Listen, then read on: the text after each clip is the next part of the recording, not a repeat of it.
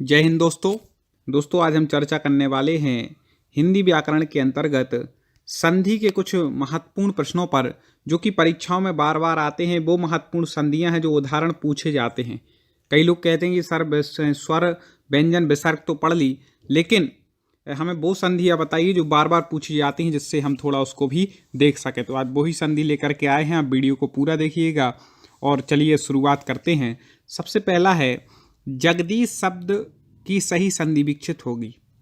जगदीश का सही संधि विच्छेद आपको बताना है।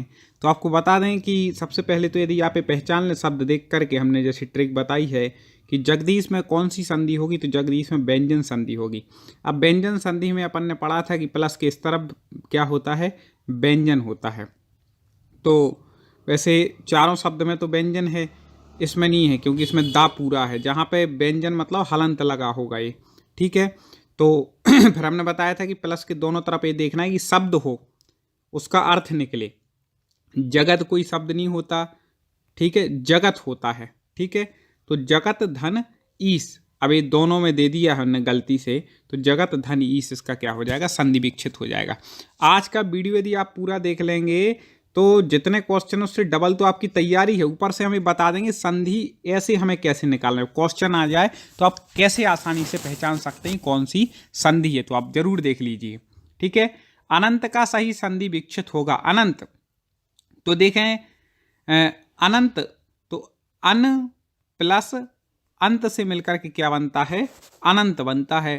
तो अन प्लस अंत, इसलिए क्या होगा, अनंत। ना की हो गई ऊपर बिंदी, ठीक है, अनुस्वार जिसको बोलते हैं। अब यहां पे पूछ रहे हैं परिभाषा से संबंधित प्रश्न। यदि आ या आ के बाद ई आए तो दोनों मिलकर ए हो जाते हैं। यह स्वर संधि का उदाहरण है। कौन से स्वर संधि का उदाहरण है कि आ या आ के बाद ई आए तो उसको क्या हो जाएगा, ए हो जाएगा। तो आपको बता दें वह है गुण स्वर संधि का उदाहरण, क्योंकि हमने बताया था एक मात्रा ऊपर हो जाती है ए की, तो वह कौन सी संधि होती है, गुण संधि। तो आ के बाद उसको ए हो जाता है, ठीक है। आपने अभी तक ना देखा हो तो हमारा वीडियो जरूर देख लें, संधि वाला, जिसमें हमने ट्रिक से आपको पढ़ाया है। हिंदी की भी पढ़ाई है, संस्कृत की पढ़ाई है। ऊपर आई बटन में हम दे रहे हैं और लास्ट में भी आपको वो वीडियो दे देंगे इसी वीडियो के, तो आप उसको देख सकते हैं। जरूर देख लीजिएगा संधि वाला, एक बार पढ़ लेंगे जिंदगी में कभी नहीं भूलेंगे, मेरी गारंटी, कभी गलती करके नहीं आएंगे। या फिर चैनल की प्लेलिस्ट में जा करके आप संधि का वीडियो देख लें।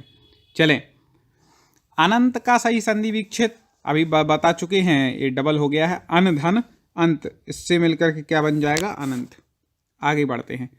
हमारे बताने से पहले कमेंट में आपको भी बतलाना है, ठीक है। प्रत्यक्ष में संधि है। प्रत्यक्ष में कौन सी संधि है, तो पहले तो संधि विच्छेद कर लेंगे। तो देखें संधि विच्छेद होता है प्रतिधन अक्ष। क्या होता है संधि विच्छेद, प्रतिधन अक्ष। अब ई के बाद आ गया तो दोनों तरफ स्वर आ रहा है, इससे पता चल गया स्वर में से कोई है। अब ई के बाद आ रहा है तो ई का या हो गया। ई का या किस संधि में होता है, तो आपको बता दें यण संधि में होता है। ट्रिक भी यहाँ पर अपनी जो बताई थी कि या के पहले आधा कोई शब्द लगा हो तो यहाँ आधा ता लगा है, तो यहाँ पे यण संधि हो जाएगी प्रत्यक्ष में, ठीक है। उज्ज्वल, कई बार पूछा जाने वाला संधि विच्छेद, जल्दी बताइए भाई, उज्ज्वल में कौन सी संधि है। तो आपको बता दें कि उज्ज्वल में जो संधि विच्छेद होगा इसका उत धन, ठीक है, उत धन ज्वल हो जाएगा। तो उत्ता का हो जाएगा जात। इस प्रकार से यहाँ पे व्यंजन संधि हो जाएगी। ABCD आपको लिखना है, कमेंट खोल करके रखें और हमारे बताने से पहले आप लिख दिया करें जब तक हम डिटेल बताते हैं, ठीक है। चलें आगे बढ़ते हैं। पवन शब्द में कौन सी संधि है, पवन। तो आपको बता दें कि हमने बताया था, एक ट्रिक बताई थी कि जहाँ पर 3 अक्षर हों और ऊपर कोई मात्रा ना लगी हो ई या ऊ की, तो समझ लेना कि आप वहाँ पर अयादि संधि है। कौन सी संधि, अयादि संधि। विच्छेद क्या हो जाएगा, पो धन अन। एक के साथ अपने 2 कवर हो रहे हैं, समझ लेना क्वेश्चन। यहाँ पे संधि विच्छेद भी देख लिया और संधि भी देख ली। पो धन अन, पो का हो जाएगा पाव, ओ का आओ और अन पवन बन जाएगा, ठीक है। आगे देखें, परिभाषा से संबंधित प्रश्न है कि यदि ई ऊ और री के बाद कोई भिन्न स्वर आए तो क्रमशः ई को या, ऊ को वा, री को रा हो जाता है, वह कौन सी संधि है। तो आपको बता दें कि उसमें हो जाएगी ई ऊ री के बाद कोई भिन्न स्वर आता है तो वहाँ पे यण स्वर संधि होती है। कौन सी संधि होती है? यण स्वर संधि। क्योंकि या वा रा ला हम पहले ही बता चुके, यण संधि में क्या आते हैं? शब्द में या वा रा ला दूसरे शब्द में आते हैं, इसके पहले कोई शब्द लगे होते हैं, तो इस प्रकार से यण संधि आप पहचान सकते हैं। बाकी हमारा वीडियो देख लेंगे तो आपको कोई दिक्कत नहीं होगी। आगे, मनोविज्ञान में कौन सी संधि है? देखें, बड़े ध्यान से देखिए, मनोविज्ञान, तो इसका संधि विच्छेद जो हो जाएगा वह हो जाएगा मनः प्लस विज्ञान। विसर्ग का हो गया ओ, तो यहाँ पर विसर्ग संधि हो गई, क्योंकि प्लस के इस तरफ जहाँ पर विसर्ग हो, इस तरफ स्वर या व्यंजन हो, वहाँ पर कौन सी संधि होती है? वहाँ विसर्ग संधि होती है। सबसे ज़्यादा पूछा जाने वाला उदाहरण आ गया है, भगवत गीता का संधि विच्छेद होगा। जल्दी से बता दीजिए भाई, भगवत गीता का संधि विच्छेद क्या होगा? तो आपको बता दें कि भगवत प्लस गीता, ता का हो जाएगा दा, ठीक है, व्यंजन संधि हो जाएगी, तो भगवत प्लस गीता, सी इसका उत्तर ठीक हो जाएगा। आगे बताएं दोस्तों, अच्छे लग रहे हो तो वीडियो को लाइक जरूर कर दीजिए एक बार और कमेंट करते जाइए। मनोरम का संधि विच्छेद होगा, मनोरम, तो आपको बता दें कि मनोरम का जो संधि विच्छेद होगा विसर्ग संधि है। मनोरम में तो कौन सी संधि है? विसर्ग, तो मनः प्लस रम क्या बन जाएगा? मनोरम, विसर्ग का ओ हो गया। आगे है, यदि ए ओ, ठीक है, या फिर ए औ के बाद कोई भी स्वर आए, भिन्न स्वर आना चाहिए, कोई भिन्न स्वर हो, तो इसके स्थान पर क्रमशः आए आओ आय या आओ हो जाता है, तो यह कौन सी संधि है? तो जहां पर आए आओ आय या आओ होता है वो आपको बता दें अयादि संधि है। आप इसके नाम ही से लगा सकते, अयादि मतलब अय आदि, जिसमें हो अय आदि, तो अय आदि मतलब आए आओ आय और आओ, ठीक है, इसके नाम में विच्छेद में हो जाएगा।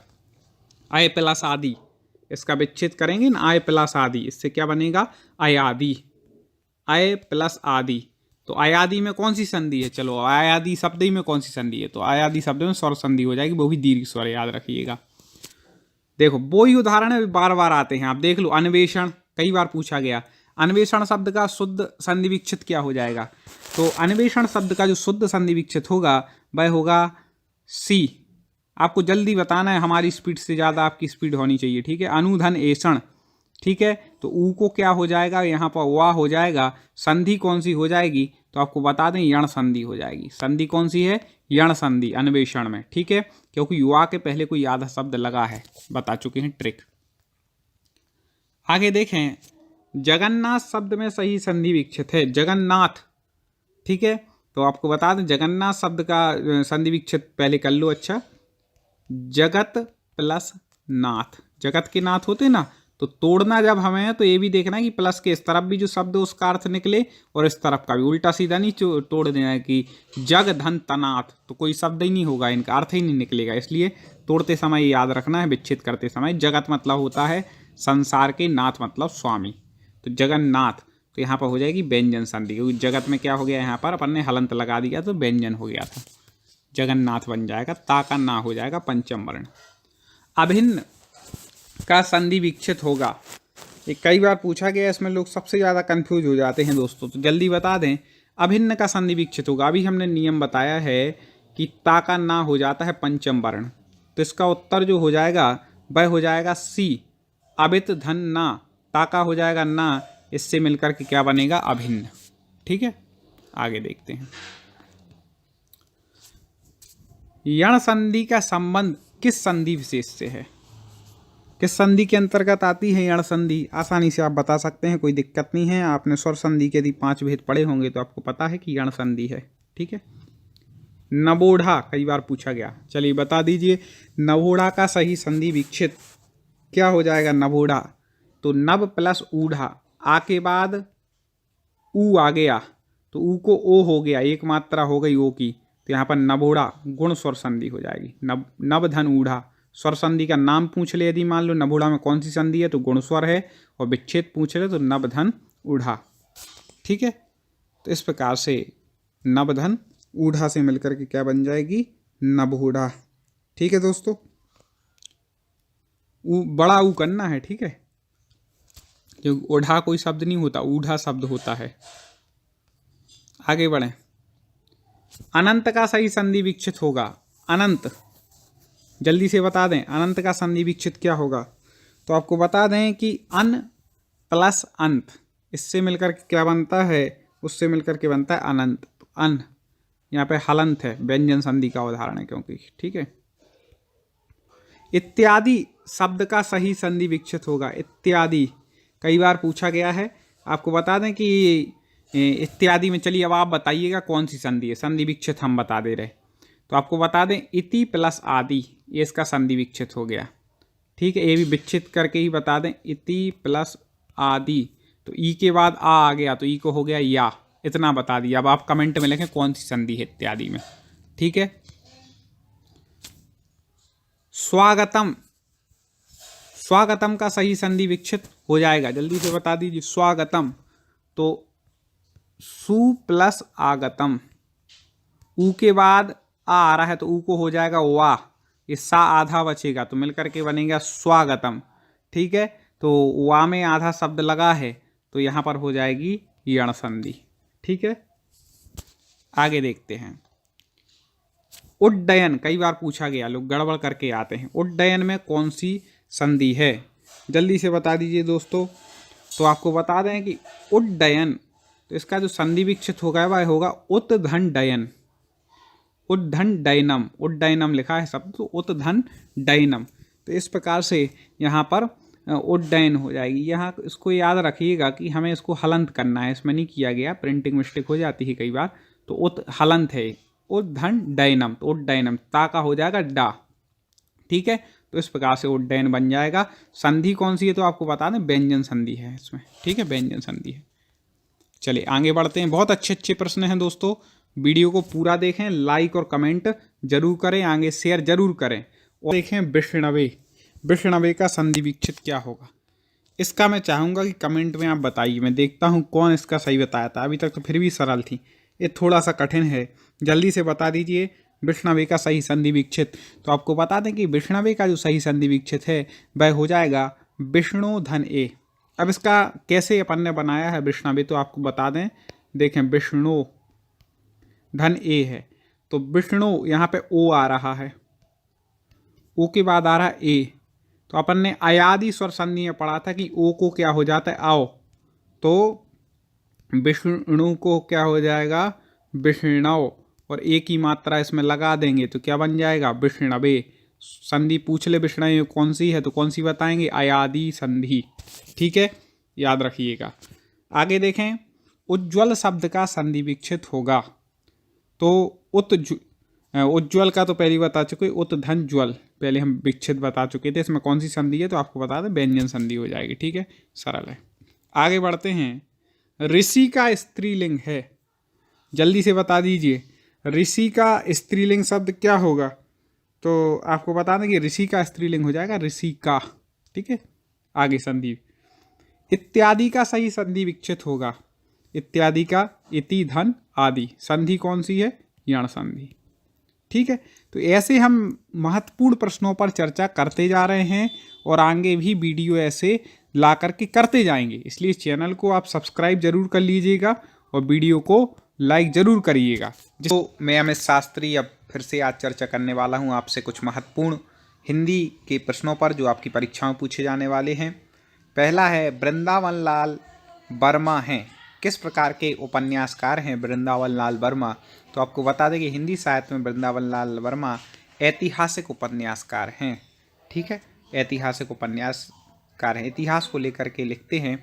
आपने चैनल को तो सब्सक्राइब कर ही लिया होगा क्योंकि ऐसे वीडियो आपको निरंतर मिलने वाले हैं। हिंदी हो, संस्कृत हो या फिर जीके हो, आप किसी भी एग्जाम की तैयारी कर रहे हो, सभी सब्जेक्ट के वीडियो आपको हमारे चैनल पर मिलेंगे। तो आप सब्सक्राइब तो किए ही होंगे, लाइक ज़रूर कर लें वीडियो को। मेवाती बोली आती है, किस में आती है मेवाती बोली। तो आपको बता दें कि मेवाती जो बोली है वह राजस्थानी बोली के अंतर्गत आती है, ठीक है। राजस्थानी की मेवाती आती है, मालवी आती है, ठीक है, मेवाड़ी। तो ये सब कुछ जो बोलियां हैं वह किसके अंतर्गत आती हैं, राजस्थानी के अंतर्गत आती हैं। पंडिताई में प्रत्यय है, देखो पंडित प्लस आई, तो क्या हो जाएगा पंडिताई। तो कौन सा प्रत्यय हो जाएगा, आई प्रत्यय। हमारे बताने से पहले आप भी कमेंट में बता सकते हैं। और आपको यदि पूरी तैयारी सिलेबस के अनुसार करनी है तो यूट्यूब पर सर्च करें टॉप 50 स्टडी, और आपको सारे वीडियो यहाँ पर मिल जाएंगे। टॉप 50 स्टडी आपको सर्च करना है। यथा स्थान पद में समास है। यथा स्थान, यथा प्रथम पद, इसमें जो अव्यय दिख रहा है इसलिए कौन सा समास हो जाएगा, अव्ययी भाव समास हो जाएगा। ठीक है, बिल्कुल देख करके आराम से करना। अगला देखें, पक्षी शब्द का पर्यायवाची है। पक्षी द्विज कहते हैं, ठीक है, और खग भी कहते हैं। खा मतलब आकाश और गा मतलब गमन करने वाला, इसलिए पक्षी को खग भी कहते हैं। अंडज, अंडज क्यों, अंड मतलब अंडे से, जा मतलब जन्म लेने वाला, इसलिए अंडज भी है पक्षी। तो इस प्रकार से उपर्युक्त तो सभी हो जाएंगे। आप हमारे जो हम ऐसे तर्क बताते उसको ध्यान से सुने, जिससे आपको हमेशा याद रहेगा, और इससे संबंधित कोई ही प्रश्न आएगा तो आप फिर गलती करके नहीं आएंगे, बिल्कुल परफेक्ट उत्तर लगा करके आएंगे। इसलिए मैंने कहा कि आप टॉप 50 स्टडी यूट्यूब चैनल को सब्सक्राइब भी कर लें और साथ में सर्च करके उससे और पढ़ाई कर लें।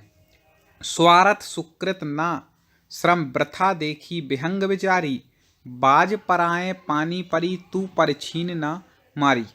कई बार ये पंक्ति पूछी जाने वाली, इसको तो आप रट लेना। ये पंक्ति वह है, इसमें कौन सा अन्योक्ति अलंकार है। ठीक है, किसी की अपेक्षा किसी को कहना चाह रहे इसलिए किसी से कह रहे हैं, वहाँ पर अन्योक्ति अलंकार होता है। आगे देखें, शशि का विलोम शब्द है।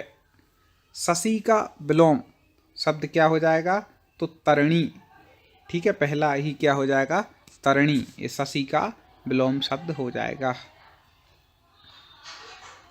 आगे देखें, गोपियां यहीं श्री कृष्ण से मिला करती थी, वाक्य है। गोपियां यहीं, यहीं देखें यहाँ पे हाईलाइट हो रही, यहीं। अब यहाँ क्या है, स्थान, यहाँ मिला करती थी, पॉइंट बता दिया, तो वह स्थानवाचक, तो स्थान बोधक संरचना है। कैसा है, स्थान बोधक संरचना है। अगला, निष्कपट में संधि है। निष्कपट कहते पहले संधि विकसित करें, निहि प्लस कपट, हम आपको ट्रिक से पढ़ा चुके हैं। तो विसर्ग का हो जाएगा सा, तो बन जाएगा क्या, निष्कपट। कौन सी संधि, विसर्ग संधि यहाँ पर हो जाएगी।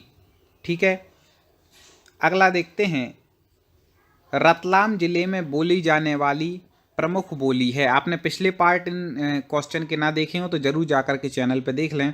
रतलाम जिले में बोली जाने वाली बोली कौन सी है, तो आपको बता दें, रतलाम जो है वो मालवा का क्षेत्र है, तो कौन सी बोली हो गई, मालवी यहाँ पर हो जाएगी। और देखें, नदी शब्द का अर्थ नहीं है। नदी शब्द का अर्थ क्या नहीं है, तटनी है, स्रोत सती भी है, निर्झर, निर्झर तो कहते हैं झरना को। ठीक है, निर्झर किसको कहते हैं, झरना को। सरत मतलब तो नदी होती ही है, तो निर्झर नहीं है। ठीक है, इसका उत्तर क्या हो जाएगा, 11वें का निर्झर। अगला देखें, नेबुला शब्द हिंदी का पारिभाषिक शब्द है, किसका, निहारिका का। ऋण शब्द है, कैसा है, संकर है, तत्सम है, तद्भव या फिर देशज, किस प्रकार का शब्द है ऋण। कमेंट में आप भी बताएं हमारे बताने से पहले, तब आपकी स्पीड का पता लगेगा, ज्ञान का पता लगेगा। तो आपको बता दें ऋण शब्द कैसा है, तत्सम, किस प्रकार का है, तत्सम। आगे देखें, अब तब करना मुहावरे का क्या अर्थ है। अब तब मतलब आजकल करना, ये तो है। टालम टोल करना ये भी है, बहाना करना ये भी है। तो उपयुक्त सभी इसका उत्तर ठीक हो जाएगा अब तब करना का। ठीक है, चलिए आगे बढ़ते हैं। समझ में आ रहा होगा हमें उम्मीद है। और पिछले वीडियो यदि आपके छूट गए हों तो आप वो ज़रूर देखें। और आपको किस सब्जेक्ट की आप तैयारी कर रहे हैं कमेंट में लिखते जाएं, किस एग्जाम की तैयारी कर रहे हैं, तो सिलेबस के अनुसार क्वेश्चन आपके लिए लाते जाएंगे।